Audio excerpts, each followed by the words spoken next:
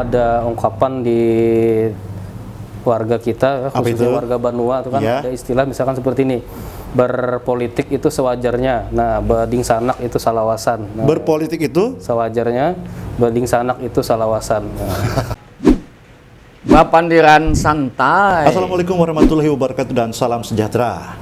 Hai saudara, berjumpa lagi kita dalam podcast Antara Kalimantan Selatan, Bapandiran Santai. Dan podcast kita pada hari ini bertemakan pengawasan bersama untuk pilkada yang berkualitas. Dan untuk itu telah hadir di studio Antara Kalsel narasumber kita yang ganteng. Siapakah beliau? Langsung saja kita kenalan dengan narasumber kita hari ini, yaitu Bang Tessa Aji Budiono, SPDI, MPDI, anggota Bawaslu Kalimantan Selatan, yang juga koordinator Divisi Pencegahan Partisipasi Masyarakat dan Hubungan Masyarakat atau Divisi Pencegahan Parmas dan Humas. Selamat datang Bang Tessa, apa kabar? Ya, alhamdulillah kabar baik Bang Franky. Ya, tambah ganteng aja nih, rambutnya samping nih, cerah. Sehat? Ya, alhamdulillah sehat. Alhamdulillah. Iya, dan kita akan berbincang dengan narasumber kita hari ini tentang bagaimana pengawasan bersama untuk pilkada yang berkualitas. Baik pemirsa, langsung saja kita berbincang dengan Bang Tessa. Bang Tessa, jadi bisa untuk pengawal ini tupoksi dulu lah sebagai kita gambaran awal arah pembicaraan kita ke depan, tupoksi khususnya yang Bawaslu Kalsel tekankan untuk pilkada tahun ini apa sih? Silakan.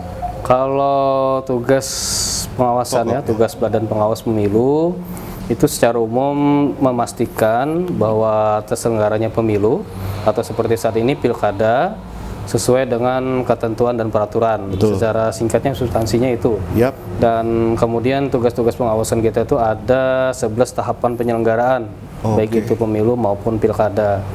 Dan untuk saat ini bisa dikatakan masa tahapan kampanye.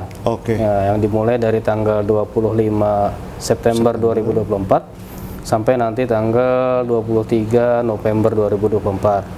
3 hari, nanti setelah 23 November itu ada 3 hari masa tenang. Masa tenang. 24, 25, 26, dan tanggal 27 November itu nanti hari pemungutan dan penghitungan suara.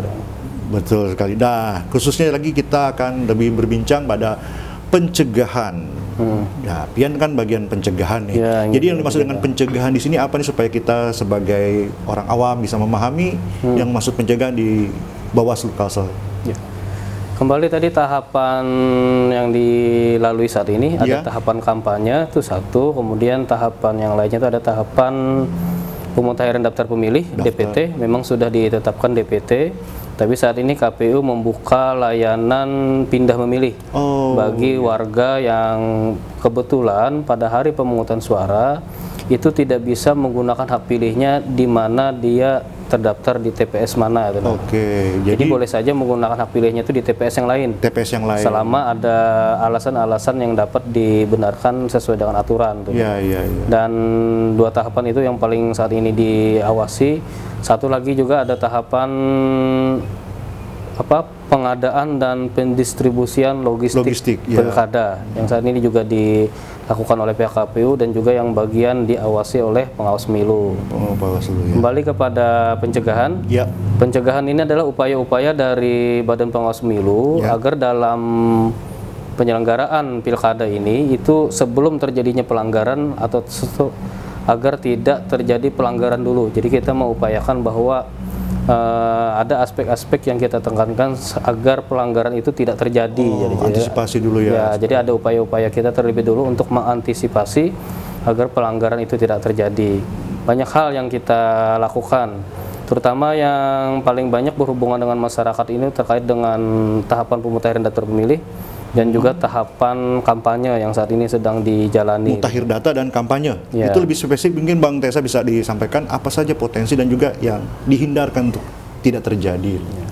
Kalau tahapan pemutahiran daftar pemilih itu hakikatnya adalah bahwa agar masyarakat atau warga negara Indonesia yang memenuhi syarat pemilih itu bisa menggunakan hak pilihnya. Bisa menggunakan hak pilihnya. Karena kita kan tidak menghendaki kalau misalkan ada nanti masyarakat yang sebenarnya yang bersangkutan itu memenuhi syarat sebagai pemilih, Ya. tapi pada saat hari pemungutan suara karena kendala sesuatu hal tidak bisa menggunakan hak pilihnya. Kan itu yang tidak kita inginkan. Jadi upaya-upaya pencegahan itu juga sudah dilakukan. Kemudian saat ini yang paling menjadi perhatian masyarakat itu tahapan kampanye. Kebanyakan masyarakat itu kan tahunya bahwa ada pemilu dan pilkada itu pada saat kampanye. Betul. Oh ternyata ada pilkada gitu. Nah kan seperti itu. Karena di tahapan pilkada ini di masa kampanye itu pasangan calon atau tim pasangan calon itu bisa melakukan kampanye dengan ada 7 metode yang dipilih ya. Diperbolehkan. Jadi, ya. Ada 7 pilihan metode yang bisa dipergunakan oleh pasangan calon ya. Seperti pemasangan alat peraga kampanye, penyebaran bahan kampanye kan, pertemuan terbatas, pertemuan tatap muka, kemudian debat antar pasangan calon, dan juga ada kegiatan yang lainnya. Betul. Yang paling sering dipergunakan itu adalah pemasangan alat peraga. Kemudian pertemuan terbatas dan juga pertemuan tatap muka. Ini yang sama-sama juga kita lakukan upaya pencegahan. Sebab ada larangan-larangan dalam kampanye. Benar. Dan itu perlu diketahui tentu saja ya. Tentu saja perlu diketahui oleh masyarakat dan juga harapan kita peserta pilkada itu tidak melanggar terhadap larangan-larangan kampanye. Misalkan larangan kampanye itu mempersoalkan dasar negara dalam materi kampanyenya. Kemudian juga seperti menghina seseorang terkait dengan suku, agama, dan ras yang terhubung dengan pasangan calon tertentu itu juga dilarang dalam isi atau materi kampanye. Selanjutnya juga larangannya itu ada yang menghasut, menghina, memprovokasi, atau mengajak dan mengancam dengan kekerasan dalam pelaksanaan kampanye. Itu juga bagian-bagian dilarang. Dan yang paling penting tentu saja dalam berkampanye itu sebagaimana yang sudah kita ketahui bersama, ada yang disebut dengan larangan politik uang atau money politik. Nah, larangan politik uang. Ya, itu bagian-bagian yang dilarang di dalam penyelenggaraan kampanye. Upaya pencegahan kita adalah salah satunya seperti ini, mensosialisasikan kepada masyarakat, supaya masyarakat itu mengetahui apa sih sebenarnya kampanye itu. Kemudian apa larangan-larangan yang ada di dalam kampanye. Harapan kita adalah bahwa masyarakat itu tidak terlibat atau ikut-ikutan melakukan pelanggaran kampanye seperti ujaran kebencian tadi ya, menghina seseorang atau melakukan tindak kekerasan, bisa juga memprovokasi dan lain sebagainya. Apalagi ketika berkampanye ada praktik politik uang. Betul ya. Kita juga sangat menyayangkan kalau misalkan terlibat praktik politik uang ini justru sesuatu yang ingin dicari-cari oleh masyarakat, dan kita juga tidak berharap seperti itu. Sebab kampanye itu kalau dilihat dari definisinya, itu adalah cara yang dilakukan oleh pasangan calon atau timnya untuk menarik masyarakat agar mau memilih mereka dengan cara menawarkan visi misi, program kerja atau langkah strategis lainnya. Oh, itu definisinya. Jadi kita berharap bahwa kampanye itu adalah ajang untuk adu gagasan. Adu gagasan, setuju. Apa visi misi dan program kerja, sehingga masyarakat memilih pasangan calon itu berdasarkan program-program dan visi misi yang ditawarkan kepada mereka. Nah, itu benar sekali. Bukan berdasarkan siapa yang paling banyak memberi materi. Nah, bukan seperti itu harapan kita. Semoga itu bisa terrealisasi lah, Bang. Mungkin Bang Tessa bisa lebih spesifik lagi, mungkin hingga saat ini apa saja yang mungkin menjadi problematika di daerah kita, kan berbeda antara daerah Kalsel dengan provinsi lain. Boleh disampaikan? Beberapa waktu yang kemarin Bawaslu Provinsi Kalimantan Selatan sudah ada menyusun indeks kerawanan pemilihan. Indeks kerawanan pemilihan. Atau yang lebih tepatnya itu pemetaan kerawanan pemilihan. Jadi kita sudah ada upaya mitigasi pemetaan terhadap kerawanan pemilihan ini. Ini berdasarkan data-data terdahulu, pengalaman pemilu atau pilkada yang terdekat kemarin. Kemudian itu disandingkan dengan data-data terupdate saat ini. Dan ranking pertama itu memang kerawanan pemilihan kita itu adalah pemungutan suara ulang. Ya, sebab berdasarkan pengalaman pilkada terdahulu tahun 2020, di tahun 2020 kita pernah ada pemungutan suara ulang sampai di 800 TPS lebih. Nah, makanya kan ini menjadi perhatian kita bahwa semoga itu tidak terjadi lagi di pilkada tahun ini. Kenapa jadi sampai ada terjadi pemungutan suara ulang? Pada saat itu berdasarkan pencermatan kita itu adalah lebih kebanyakan kepada tata cara pemungutan suara yang tidak sesuai dengan ketentuan. Ya, dihasilkan dari itu maka berdampak pada suara. Makanya untuk ke depan ini menjadi perhatian kita adalah bagaimana pihak KPU itu bisa memberikan sosialisasi kepada masyarakat bagaimana tata cara penggunaan atau pemungutan suara itu yang benar. Betul. Kemudian juga kepada jajaran KPU sendiri sampai ke tingkat KPPS agar benar-benar memahami bagaimana cara atau teknis dalam pemungutan dan perhitungan suara. Tentunya kami juga di pengawas pemilu juga melakukan hal yang serupa. Jadi kita melakukan sosialisasi, menyampaikan hal-hal yang tidak boleh dilakukan dalam pemungutan suara itu kepada masyarakat.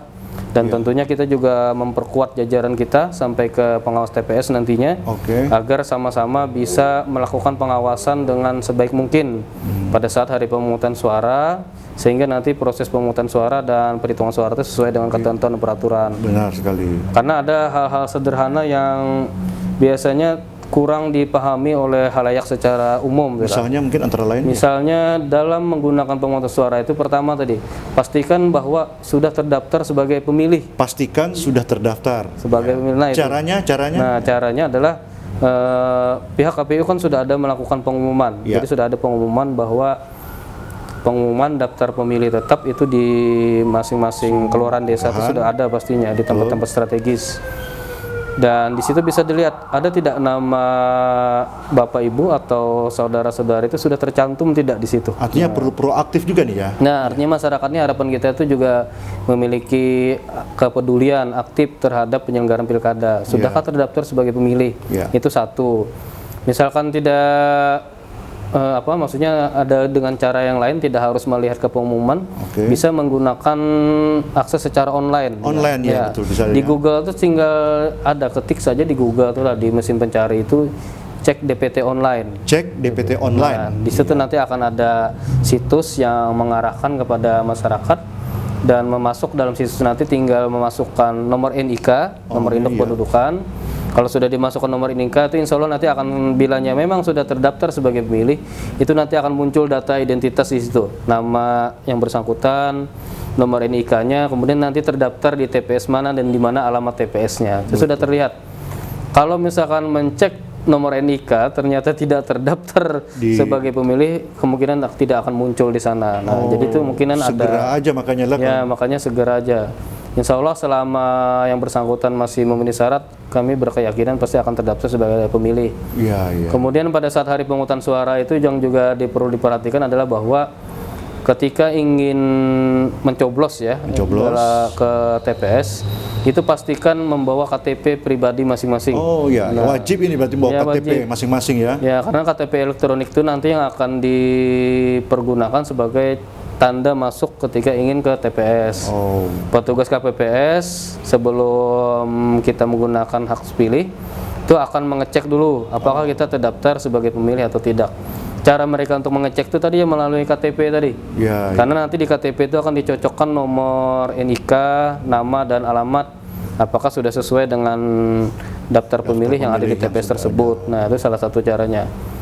Yang menjadi permasalahan itu tadi salah satunya, misalkan ada pemilih yang tidak membawa KTP dan tidak ada membawa keterangan identitas lainnya, misalkan suket dari Dukcapil, tapi memasakkan diri ingin menggunakan hak pilihnya di TPS.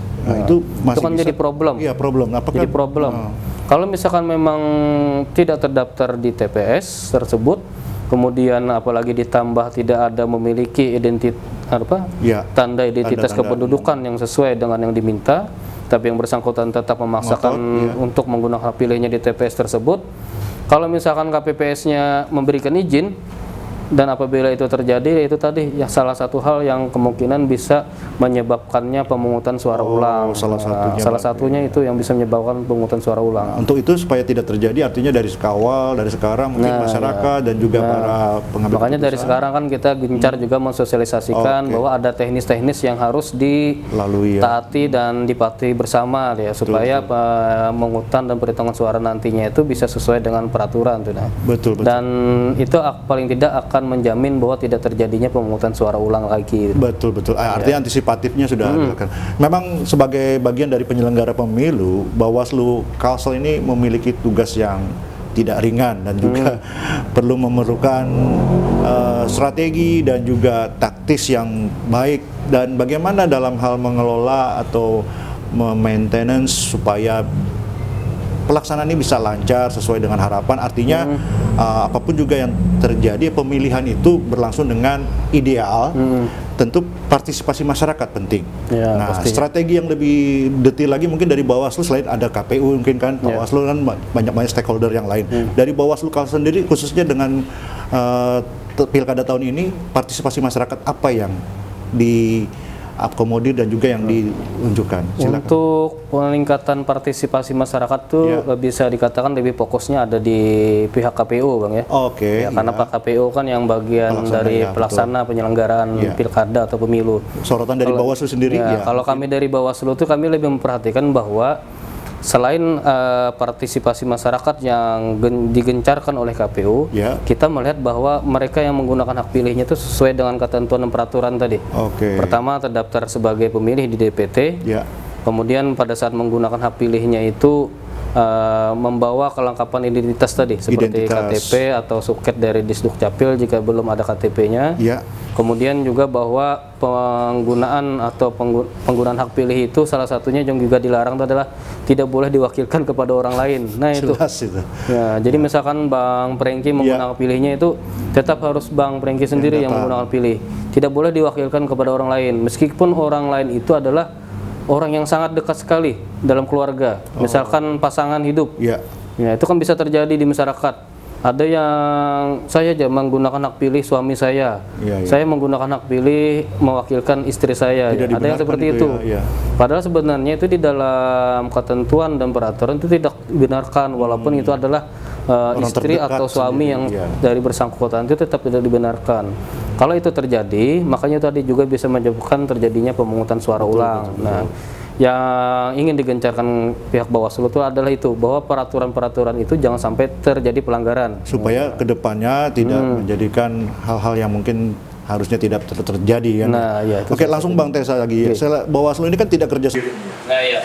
Terus didukung siapa saja dan juga berkoordinasi bagaimana dalam hal sebagai salah satu unsur pelaksana pilkada ini, Bang. Silakan.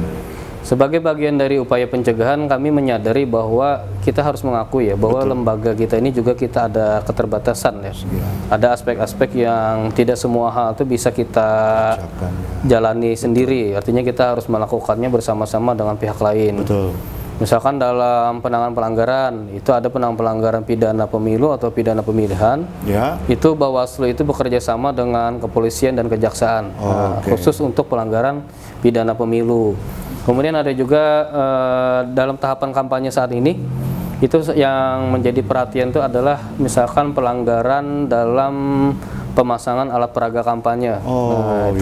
Itu Bawaslu tidak bisa menangani pelanggaran itu secara sendiri.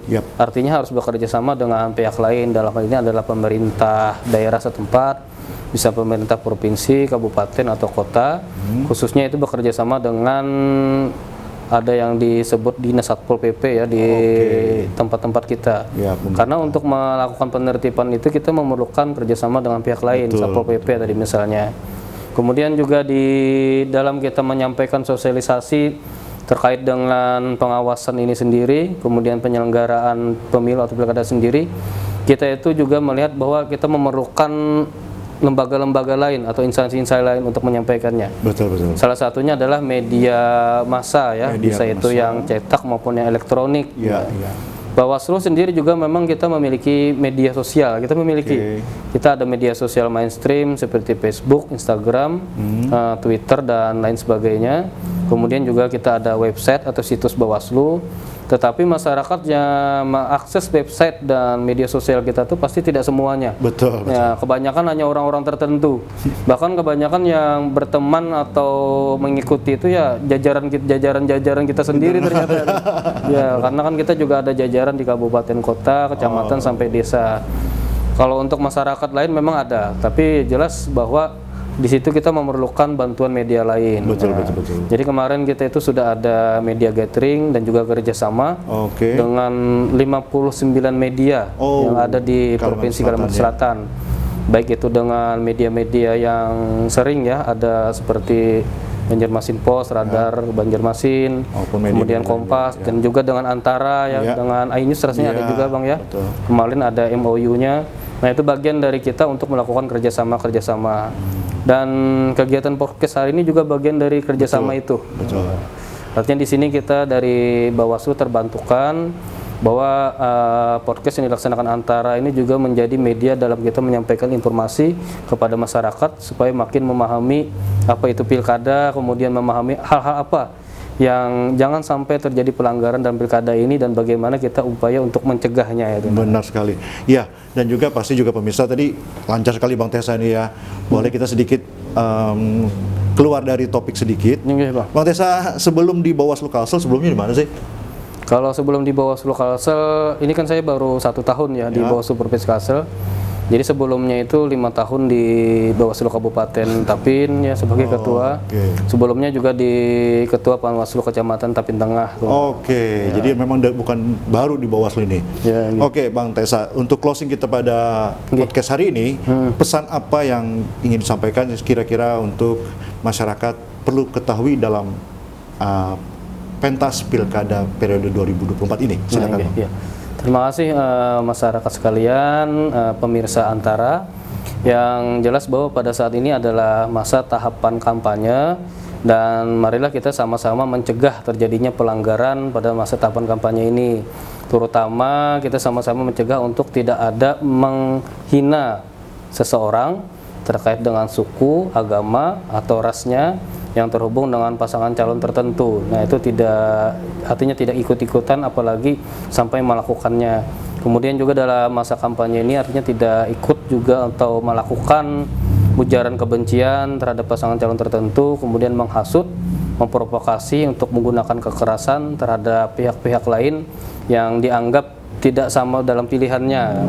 Karena bagaimanapun juga ada ungkapan di warga kita, khususnya warga Banua itu kan ada istilah misalkan seperti ini, berpolitik itu sewajarnya, nah bading sanak itu salawasan. Berpolitik itu sewajarnya, bading sanak itu salawasan. Karena urusan perpolitikan ini kalau selesai pemilu, selesai pilkada, selesailah sudah. Nah, sedangkan urusan bading sanak itu selamanya. Salawasan ini. Jangan karena beda pilihan politik lalu membuat konflik atau kerenggangan di antar persaudaraan kita. Ya. Benar sekali. Baik, Bang Tessa dan juga saudara pemirsa podcast Antara Kalsel, menarik sekali dan waktu juga kita pada penghujung podcast kita kali ini. Ingat, badang sanak selawasan.